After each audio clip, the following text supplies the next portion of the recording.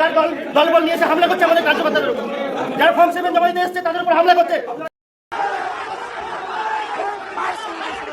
আমার প্রিয় মুর্শিদাবাদ, আমি মুর্শিদাবাদবাসী। হয়তো বাইরে গিয়ে এখন বলতেও ভয় লাগবে, লজ্জা লাগবে যে আমি মুর্শিদাবাদবাসী, কারণ এই মুর্শিদাবাদকে খুব ভালোবাসি। যেখানে জন্ম নিয়েছি সেই জায়গাটাকে ভালোবাসবো, এটা তো স্বাভাবিক। আরেকটা কথা, যে ভোটটা তো মানুষের একটা উৎসবের মতন পালন করা উচিত, কারণ এতদিন পর্যন্ত যে ক্ষমতায় ছিল তাকে আমরা রাখতে চাই কি না, 5 বছর পরে ভোট হচ্ছে, সে আবার ফিরে আসবে কিনা, এটাই তো মানুষের একটা মানে উৎসব। যে দেখি না এবার কি হয়, কোন দল আসে বা কে নতুন করে দল গঠন করে, না আবার পুনরায় সেই যারা আছে তারাই ক্ষমতায় থাকে। এটা মানুষের যুদ্ধ না, কিন্তু মানুষ ভোটটাকে এখন যুদ্ধে পরিণত করেছে। নিজের রক্ত মাংস, তারপরে একই বাড়ির পাশাপাশি থেকেও একে অপরের শত্রুর মতন হয়ে দাঁড়িয়েছে। কেউ কারোর প্রতি এতটুকু সহানুভূতি রাখে না, কারণ ভোটে জিততে হবে। আমি যেই পার্টি করি সেই পার্টিকে জেতাতে হবে, আমি যেই রাজনীতিতে আমি যেটা করি সেটাকেই রাখতে হবে। আদার্স সবাই মিথ্যাবাদী, আমি যেটা বলছি সেটাই ঠিক, আমার দলের নেতা নেত্রী যেটা বলছে সেটাই ঠিক। এখানে মানুষ, যেটা মানুষের একটা অধিকার, যে মানুষ কাকে রাখতে চাইছে, কাকে জেতাতে চাইছে, নিজেরা নির্বাচন করবে, সেখানে মানুষকে থুপে দেওয়া হয় যে একেই রাখতে হবে, একেই দেখতে হবে তোমার দলনেত্রী নেতা হিসাবে, আর তোমার কোনো দ্বিতীয় অপশন নেই। ভোট তো হলো অনেক দূরের কথা, শুধুমাত্র মনোনয়ন পত্র জমা দেওয়ার ডেট ছিল আজকে লাস্ট, সেখানেও আমাদের লালবাগ, মুর্শিদাবাদের লালবাগে বেঁধে গেল ভয়ানক অশান্তি। না, আমি সেটা প্রত্যক্ষভাবে দেখিনি, কারণ ওই অশান্তির মধ্যে গিয়ে লোকের সুবিধা করার জন্য নিজের ক্ষতি করার আমার কোনো রকম ইচ্ছা নেই। এই এই ঝামেলার মধ্যে কিছু কিছু মানুষের ফেস উঠে এসেছে যারা প্রত্যক্ষভাবে দায়ী এই ঝামেলাটা বাঁধানোর জন্য। আবার কিছু কিছু মানুষ হাহাকার করছে এই ঝামেলাটা কেন হবে সেটা জানতে চেয়ে।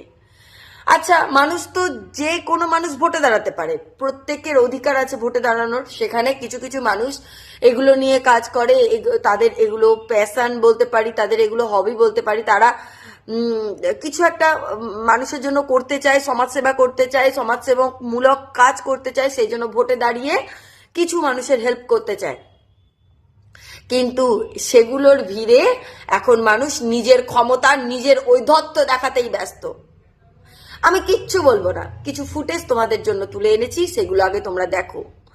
তোমরা সবাই জানো কোনটা কোন দলের, আমি কোনো দলের নাম নিয়ে বলবো না, তবে হ্যাঁ, এই মানুষটাকে অবশ্যই তোমরা দেখে নিও, কারণ এই মানুষটা ভাং ভাং করে এগিয়ে গিয়েছে এবং তার কর্মচারী, মানে তার যারা নিজেদেরকে তাদের চেলা চামুন্ডা বানিয়ে রাখো, তোমাদেরকে ইশারা করে দিয়ে গেছে ভাং বলে। কি ভাঙতে বলেছো তোমরাও দেখতে পাচ্ছ, আর তারপরে কি ভাঙাভাঙি হলো তোমরাও দেখতে পাচ্ছ। ভয় লাগছে বাড়ির থেকে বেরোতে, লালবাগবাসী আমি, ভয় লাগছে। বাড়ির বাইরে যদি এরকম অশান্তি হয় তবে ভয় লাগাটা স্বাভাবিক। এটাই নাকি ভোট, এটা নাকি রাজনীতি। আচ্ছা, আমরা কাকে মনোনয়ন করব, কাকে রাখবো, সেটা তো আমাদের ব্যক্তিগত চয়েস হওয়ার কথা, তাই না? এইরকম মারপিট করে একে অপরকে দমিয়ে রাখার মানেটা কি কি তোমাদের কি মনে হয়? পুলিশ প্রশাসন যারা আমাদের কার্যকর্তাকে মারলো, তারা নিচে দাঁড়িয়ে লাঠি ছোটা নিয়ে দাঁড়িয়ে আছে আমাদের মারার জন্য। এসডি অফিস ঘেরাও করে গেছে, এসডি অফিসের রুমের ভিতরে এসে আমাদের কার্যকর্তাদেরকে মেরেছে। তাদের বিরুদ্ধে কিছু হচ্ছে না, এখানে ভিডিও করছে, তাই তার মোবাইল কাটতে যাচ্ছে। এখানে ভিডিও করছে, বলছে ভিডিও করার নিয়ম নেই, আমাদের মার খাওয়ার নিয়ম আছে সিসিটিভির মধ্যে। এসডিও প্রোটেকশন দিতে পারছে না বিজেপির কার্যকর্তাদের, আর তৃণমূলের নেতা নেত্রীরা এসে লাঠি নিয়ে এসে মেরে যাচ্ছে আমাদের এসডি অফিসের ভিতরে। আজকে লাস্ট ডেট ফর্ম 7 জমা দেওয়ার। কেন ফর্ম 7 নেবে না? নির্বাচন কমিশনের নিয়ম, একজন ব্যক্তি যত খুশি ফর্ম 7 জমা দিতে পারে, তাহলে উনি কেন নেবেন না? ওরা কিসের ভয়?